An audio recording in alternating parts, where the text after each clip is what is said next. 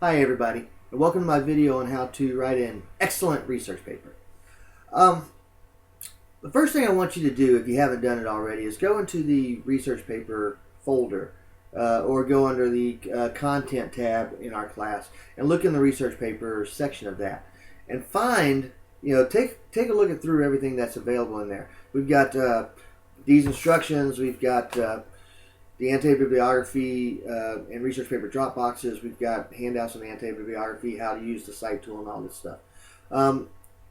Go through those, and if you have a printer, print these up. These are the instructions, or you can go ahead and open it and then minimize it in your window if you don't have a printer, and then sometimes pull that up and follow it, because I'm sure you don't want to just sit here and stare at me all this time.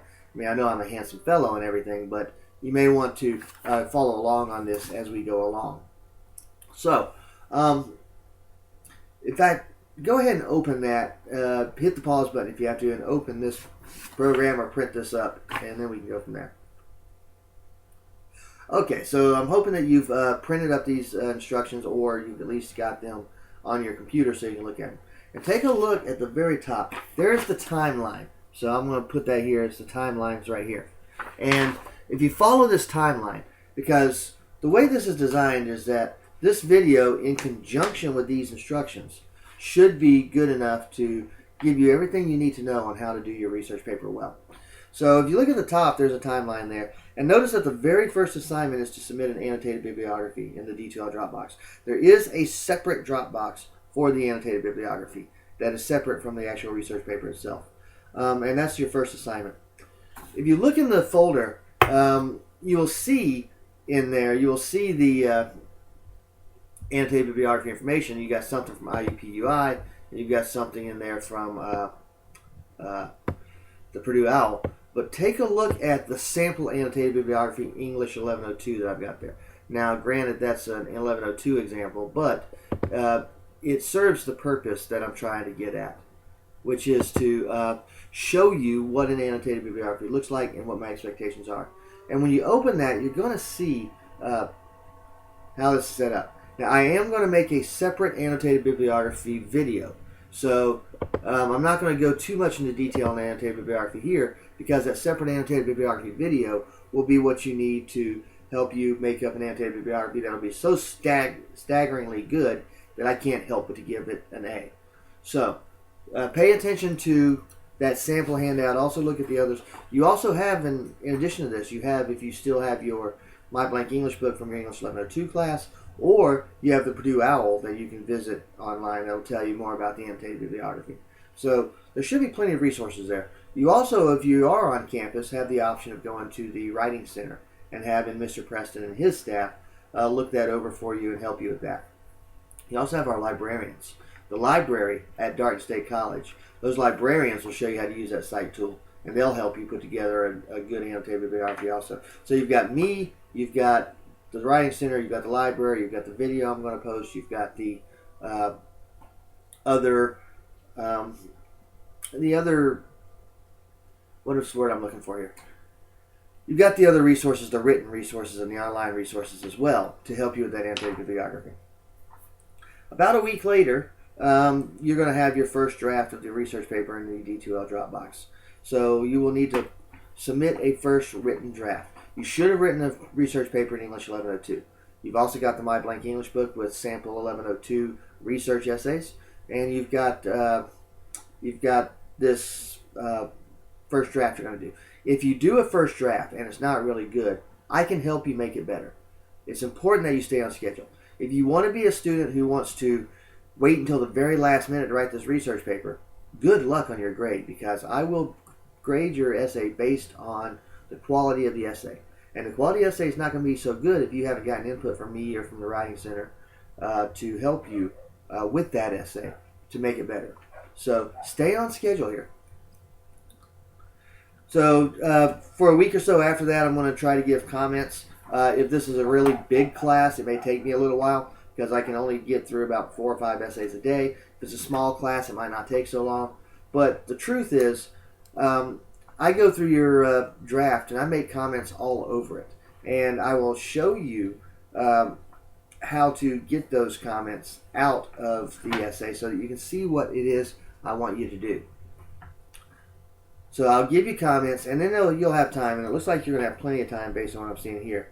You're going to have plenty of time to actually get a final draft of the research paper in, and that will allow you to make whatever corrections are necessary to improve the grade. I feel strongly that making you write 2 drafts of this, a first draft which I can comment on, and then a second draft based upon my comments. I feel strongly that that's the best way to do this research paper and get you to get a better grade on it, because that's what you're after anyway, right? Is a good grade. And B, to give you the skill set necessary to succeed in writing research papers in other classes. This research paper is twofold. One is to help you work with a work of literature that you like better, and 2 is to give you the skills on how to research and do scholarly research, so that when you write papers for your major, or you write papers for, say, a science class or a history class, you actually know how to do it well. And so take this assignment seriously and put your all into it, and you should not only get a good grade, but by accident you might actually learn how to do good research papers in other classes. All right. There's probably going to be a notation saying that the Dropbox will shut off. If we're doing this at the end of the semester, I'm going to need time to grade these essays and all the final exams before the actual grades are due into the registrar. So please understand that if you miss the deadline, you're going to get a 0 on this assignment. And you can beg and plead and cry and give me all the excuses you want, but I'm going to have a certain number of essays that I'm going to need to grade, and I'm going to need to get through all of them. And a late essay is not likely going to get any kind of response other than, sorry, can't take it. All right, page length, 4 to 6 pages. That's a lot more than 300, 750 words. About 4 to 6 pages, figure about 250 words each. That would be somewhere between, probably about 1,000 to 2,000 words, somewhere in that range. That does not include your works cited page. So if you give me a 3-page research paper with a works cited page, it's too short. And it'll probably show up in your grade because you won't have developed your points well enough. So that leads me to what the assignment is. So let me repeat this. You're not really starting from scratch. If this is an 1102 class, you have already written a short essay. If this is a literature class, you've already written postings. This is going to be something that you wrote on before, that you really liked, and you think you want to spend more time writing about and maybe learn more about. So for a literature class, whatever posting you did, whether it's on perhaps Christina Rossetti's Goblin Market, or maybe it's on Rime of the Ancient Mariner by Samuel Taylor Coleridge, or it could be about anything that we wrote about this semester. You're now going to do research on that poem or on that story or on that essay, depending on what it is, and you're going to write an essay about that. And your discussion posting is going to be your launching pad.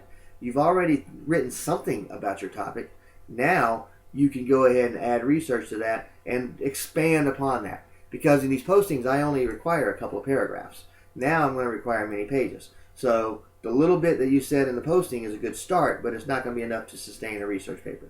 So you are building upon a previous assignment. You are not starting a brand new assignment from scratch, unless you want to. Now, if you decide that you've not written on anything you like, but for some reason you like something else better and you didn't write on it, well, then you can go ahead and start a paper from scratch. But you really shouldn't have to. You should just go ahead and pick a posting, do some research on it, and write an essay about that particular short story or poem. Note that I said about the short story or poem. I don't want a biography of the author. I don't want you to do an assignment on, say, the Industrial Revolution at large, but you can talk about, a little bit of the author's life and how it affects what's being written. And I'm going to use Elizabeth Barrett Browning's Cry of the Children as an example of this. She read the commission report on child labor. She was infuriated by it, like many people were, and she wrote a poem that took what that report said and put it in artistic form so that maybe Parliament could actually act. So those are all important facts that can go into the paper, but your paper should focus on the poem. All that other stuff I just said is mentionable, but it's not analyzable. Like, I don't even know if that's a word, but you're not spending so much time analyzing all of the causes and effects. You're analyzing the poem itself. So that's what I mean by write about the poem. You are bringing in literary scholars. You're going to be doing this, and I'm going to show you this in the annotated bibliography video. You're going to be doing this by using the cite tool in Galileo and finding peer-reviewed sources in there. I cannot stress this enough. If you give me a bunch of Google sources, you will fail the essay. You need to do true academic research. That includes going into Galileo, that includes going into our library and maybe using one of their books or more than one of their books and actually quoting from those books or quoting from those journal articles. Not going to Galileo and finding something out of a blog that some kid in his mom's basement typed up, or finding something in, especially these websites that I have marked here. Do not quote from Wikipedia. I mean, that just goes without saying. That's a user-generated website. That does not necessarily mean it's a good website. SparkNotes, BookRags, Pink Monkey. I don't even know if that one exists anymore. Do not use Google Scholar. I'm asking you to use the library's resources. You don't need to go to the library to use Google Scholar. Also, Google Scholar is oftentimes master's theses or doctoral dissertations that students wrote for a grade more than anything else, and really they're not proud of them. I know my master's thesis is on Google Scholar, and I'm not particularly happy with it. So don't do that. Go find the peer-reviewed sources. And what peer-reviewed means, and I'm going to mention this again in the annotated bibliography, it basically means that other experts have read the essay and said, yes, this is good. You can publish it. As opposed to, say, a blog or some non-peer-reviewed source where somebody just posts it on there and, hey, it's published. How about that? So you want to be sure to use scholarly sources that other experts have read and said are good. And certainly do not go to a place that sells essays. If you go to 123helpme.com, if you go to echeat.com, if you go to antiessays.com, or any of these other sources, you are going to fail this essay. In fact, you're going to get a 0 on this essay if I find that you have been to one of those websites, and especially if you purchased an essay on those websites. I know that you are hard up for money because you're a college student. I'm a college student, a graduate level student still, and I know that even with a full-time job, it's not easy all the time. You don't need to throw your money in the trash can by using it to buy an essay from one of those websites, because it will get a 0, and then you'll wish you had that money back to put gasoline in your car or to take your girlfriend out on a date or something like that. So do not plagiarize. I am not kidding on that. I will give you a 0, and you might even fail the class entirely if you do that. All right, next page. So this poses the question, what sources can you use? Again, good scholarly sources, which you will see in the annotated bibliography video. All right, minimum of 3 outside sources. So here it's got the assignment and what the assignment is supposed to be. Minimum of 3 outside sources. That does not include your short story or poem. So there should be 4 entries minimum on the works cited page. 1 for the short story or poem. Don't forget that, because I will count off if you don't have that in there. And then a minimum of 3 outside sources. So go find those sources, put them in your essay, quote them, and use them to your advantage. And then you're going to incorporate that research into your already existing posting. A reminder of a good essay, there should be a nice opening. Do not lead off your essay with a thesis statement. Lead off your essay with an opening that gets to the thesis statement. We're going to talk more about that when we get to the rubric in a minute. There should be a clear, precise thesis statement. We're going to talk about that in a minute. Every paragraph should have a topic sentence that tells me what the paragraph's about. So if a thesis statement tells me what the essay is going to be about, the topic sentence of the paragraph will tell me what the actual paragraph is about. And then that paragraph should in some way support the thesis statement at large. So topic sentences are like smaller thesis statements for the actual paragraph itself, and not for the overall essay, which is what the thesis statement is about. Hold on a second. All right, that's better. Okay, so don't have a haphazard essay. Have a nice topic sentence at the beginning of every paragraph. Everything in that paragraph should relate back to that topic sentence, and then everything in the essay also should relate back to the thesis statement. Enough development. There should be enough details in each paragraph to develop that topic sentence. So, and those should be specific details. They should not be vague. And then, of course, you've got a conclusion. And for a conclusion, your essay should not feel like it ends in the middle. I should not feel like when I get done reading your essay that all of a sudden it's like, wait, hold on, isn't there more? There should be a nice conclusion to wrap everything up, tie it up in a neat little bow, and say, here we go. This is the argument I'm making in this essay. So those are the basics. Every good essay should have a good beginning, a clear thesis statement, main points that are usually mentioned in the topic sentences and paragraphs, plenty of specific details. I'll give you an example. Don't just say that the goblins in Goblin Market sold a bunch of fruit. Give about 3 or 4 line quote directly from the poem that where the goblins name the fruits. And remember, the goblins say it in such a way that the fruit sounds very tempting to anybody, especially young maidens. But the fruit sounds tempting. So if you use the words of the poem, and you don't have to name all those fruits because that's about 20 lines, but if you name about 3 or 4 of those fruits, say for example, the goblin said, "Come get this, this, and this," then those are the specific details. So the vagueness is a bunch of fruit, whereas the details are the namings of the fruit. So that's one way to look at the specific details. And then, of course, again, you should have a conclusion that summarizes. All right, what do I expect from this essay? I expect that your research will supplement your argument and not dominate it. Your essay will go through a Turnitin.com plagiarism checker. Now, because this is a research paper, it will not come back as 0% matches, because you are expected to quote from other authors. And you're expected to quote from your short story and from your poem, depending on which one you choose, or your essay even. If you should choose, say, like Mary Wollstonecraft's Vindication of Rights of Women, you would actually quote from that directly. So you're not going to see a 0 on the plagiarism report, because if you do, it means you didn't quote anybody. But you don't want it so large that the research dominates your paper. About 15%, somewhere there, somewhere around 10, 15, 20% is pushing it. That's all I want from outside sources. The rest of the paper is what you have to say. If I want to know what other scholars are saying, I'll read their essays. I'm reading your essay now. So you should be the main focus of the actual paper. The research should supplement you. You should not give me a paper that's 75% outside sources with you giving a comment or two in between each quote. That is not the purpose of a research paper. That is nothing more than a collection of quotations. So make sure that you are the main speaker in this essay, not your outside sources. All right.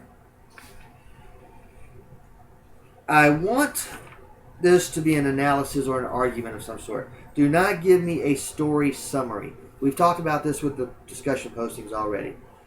If you summarize the story, your essay is going to get an F. If you analyze the story, then you're going to get a better grade.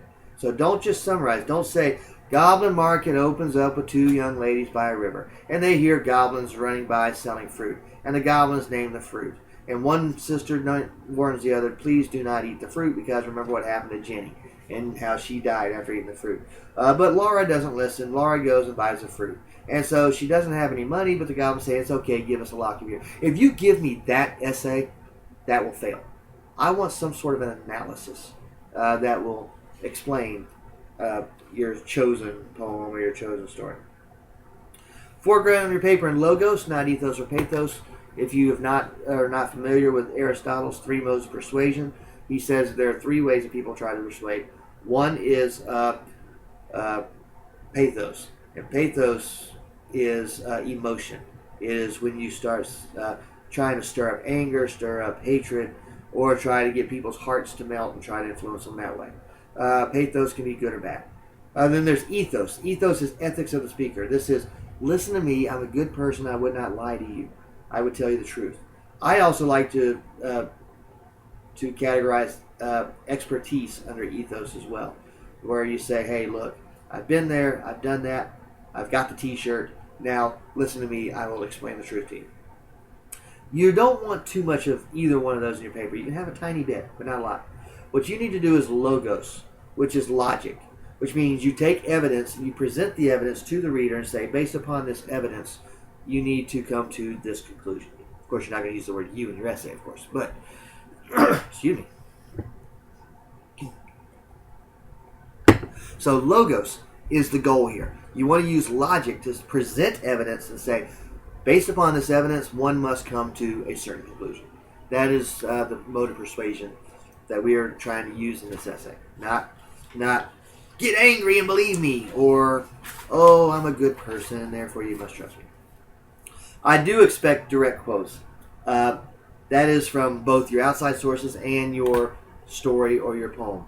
I do not like summaries because most students don't know how to format it so that I know where the summary starts and ends. I'll be reading something and all of a sudden, bam, there's a citation. I'm like, wait, where did this? How much of this is it? The last sentence was Jones on page 25, or was it the last paragraph that was Jones on page 25? I don't know. So if you use direct quotes where you have quotation marks and you have the citation at the end of that, it's clear to me where your quote begins and ends. And I want that from both the poem and short story, and I want that from the outside sources. I expect the use of direct quotes. And then specific details. And again, I go back to the fruit example. Don't just say the goblins are selling a bunch of fruit, but give me a couple of examples. Don't say Lizzie warned Laura that there would be bad things happen to her if she eats the fruit. That's too vague. Say, remember what happened to Jenny and how she aged early and how she withered away pining for the fruit. That is the bad things that could happen. Don't just say bad things. So use specific details. And again, a lot of this is going to come out whenever I give you comments on your first draft. And you can say, oh, that's what you're talking about. So don't fall behind and don't get frustrated if, for whatever reason, you are having a hard time getting this written. Because that first draft, I'm going to go through it and give you comments. And that can help you. You also have the Writing Center as a resource. So you've got me and you've got the Writing Center as a resource on this paper. So don't feel like it has to be perfect the first time, because I can tell you none of my papers have ever been perfect the first time. None of Stephen King's books have ever been perfect the first time. Everybody has to do some edits and some rewrites. So put something on paper, do the best you can, and then we can fix it if we have to. All right. Then we go through the rubric.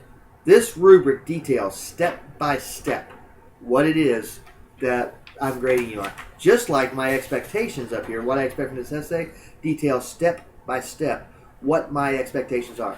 Do not be that student who, when you turn in a story summary, says, I didn't know I couldn't write a story summary. Because I'm going to say, did you read the instructions? It says it in the instructions. Look under the part where it says what I expect. Follow that as you write your essay. And look at this rubric, because this is what I'm grading you on. Pay close attention to that rubric. It's several pages long, and it gives details. First of all, quality of sources. If you went to Google and you didn't go to Galileo or didn't go to Gill, you'll probably get an automatic F. In fact, it says if every source comes from Google and nothing comes from the library, it's an automatic F. It's right there in bold type in all caps. So don't tell me you didn't know, because it's written there. Formatting, 6 points. There is a handout in my MLA folder. So if you go into the content or you go in those little folders on the D2L page, and look for the handouts, go in the MLA folder. The very top document is how to set an MLA template. That will tell you step by step, with pictures and everything, how to get all 6 of these points. It'll tell you how to get to every one of those. So make sure you pay close attention to that. Thesis statement, that's 10 points. 10% of your grade is if you have a good, clear thesis statement. If I can't find a thesis statement, you've already lost letter grade. It should appear at the end of your first paragraph. So that's where I would put it.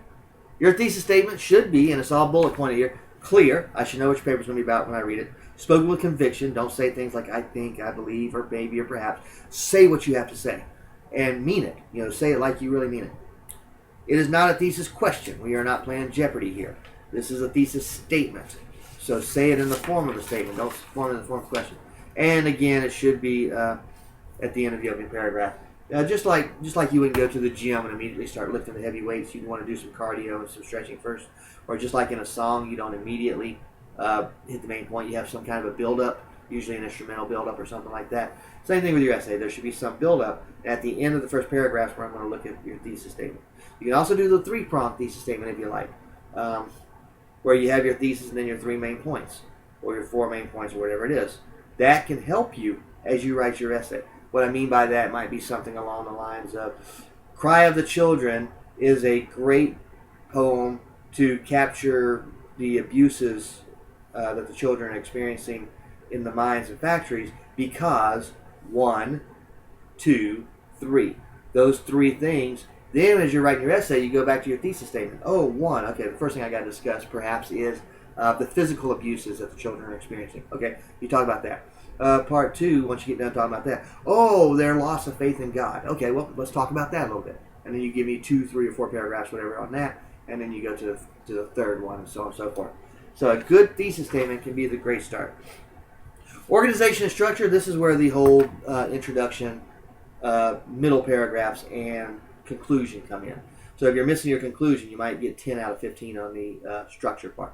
That's where that happens. Also in structure is everything that belongs together. If you jump from point A to point B, back to A, jump down to C, back to B, back to A, back to C, your structure grade will be reduced. You want to make sure that everything is in order and everything is exactly in the right place. So that is the organization structure. The main primary points, and notice I've used a baseball example here. And there's a reason for that. But what are your main points? What are the main points you're trying to bring about to prove the thesis? So in my baseball example, I've got strong pitching, clutch hitting, and excellent fielding. So if my thesis is that a certain team is going to win the World Series, my main points will be they've got strong pitching, they've got clutch hitting, and they've got excellent fielding. The supporting details, these are the details to help build up and support the main points. So for example, under the strong pitching, I might have the ERA of the starters, I might have good strong arms and middle relief, and I might have that the closer has never blown a save. So the main point was our team has strong pitching.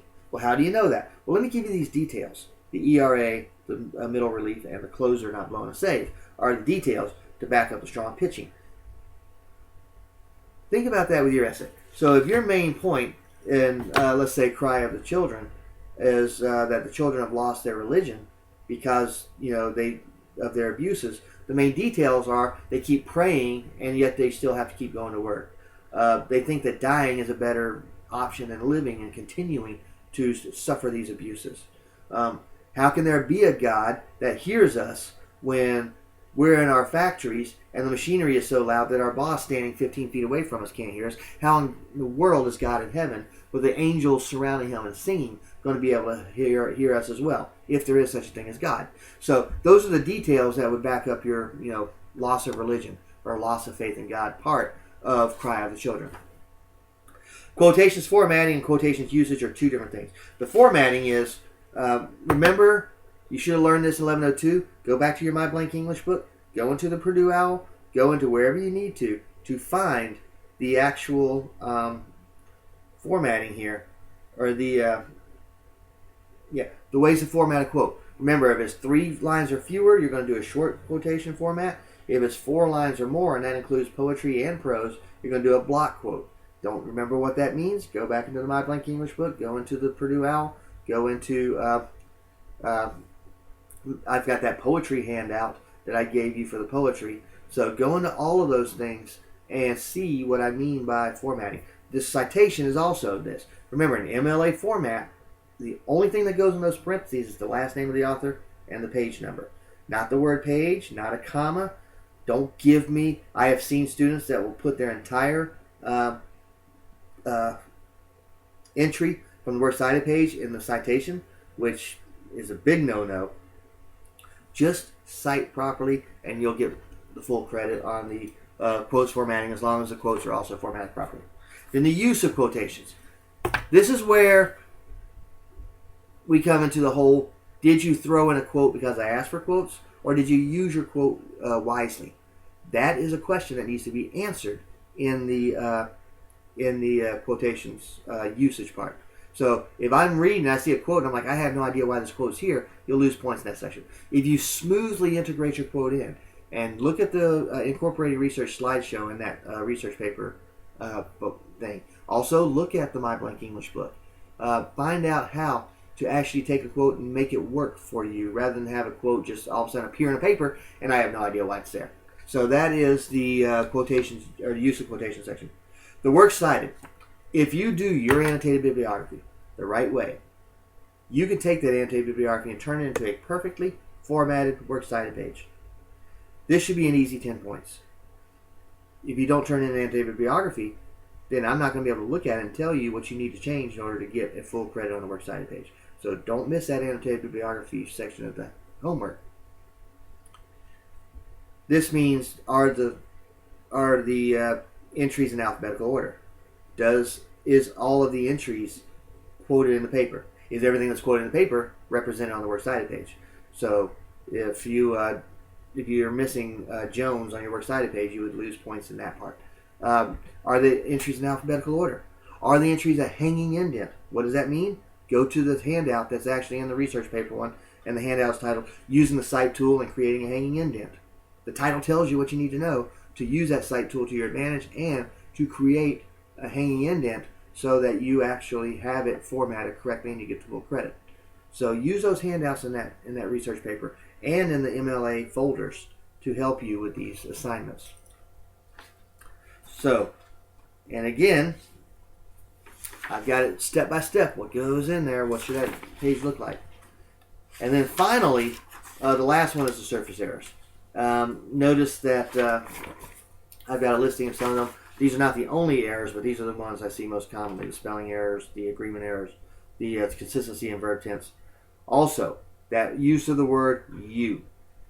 Do not put that in your paper unless it's in a direct quote. Now, if you're going to quote Mary Wollstonecraft and you're going to quote the letter where she's actually saying, or actually, let's use a different example. Mary Wollstonecraft, where she's actually speaking directly to Bert, and she says, "You, sir, apparently have an aversion to reason," then it's okay to use the word "you" because Wollstonecraft used the word "you." Just like in Goblin Market, when Lizzie tells Laura, "You shouldn't eat the fruit." It's okay to say "you shouldn't eat the fruit" as long as you're quoting Laura directly. But you as an author are not allowed to use "you" in the paper. I can't stress that enough. There are all kinds of problems with using the word "you" that I want to avoid. So, do not do that in your papers. There's the whole listing. If your paper has a few errors here and there and it's not distracting, you probably won't lose a lot of points on this section. If your essay is so full of errors that I can't understand what you're saying because I'm too distracted by all the misused commas and the spelling errors and the agreement errors and the fact that you all through your paper, and what else we got here? Oh yeah, the clarity issues. I don't know what the pronoun antecedents are, things like that. Then you'll probably lose a lot of points in that surface errors part. So don't give me a grammatical train wreck. Use that writing center to your advantage. And I will tell you in your first draft if you have to worry about grammar or not. So that's it. I hope this video, in conjunction... Oh, by the way, the Galileo password is the last thing on here. So if you're at home and you need to know what the password is, and you send me an email saying, "Mr. Smith, I don't know what the Galileo password is," I could just type the password in one word and send you a response back. Instead, I'm going to tell you, you need to look at your instructions and go to the end of the instructions and find the password there. It's a lot more words, but it gets the point across that you're clearly not reading the instructions. So I hope that this video, in conjunction with this little handout here, helps you with this research paper. I know it's a difficult assignment. It's an assignment that counts for a lot in your grade, and it's something that could be scary. In fact, a lot of students are scared to death of research papers. So if you're scared to death right now, don't feel like you're the only one. A lot of your classmates feel the same way.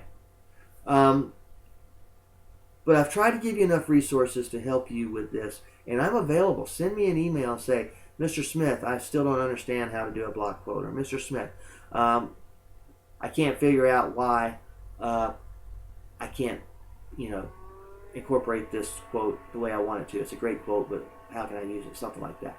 Don't be afraid to ask me. Don't be afraid to use the Writing Center.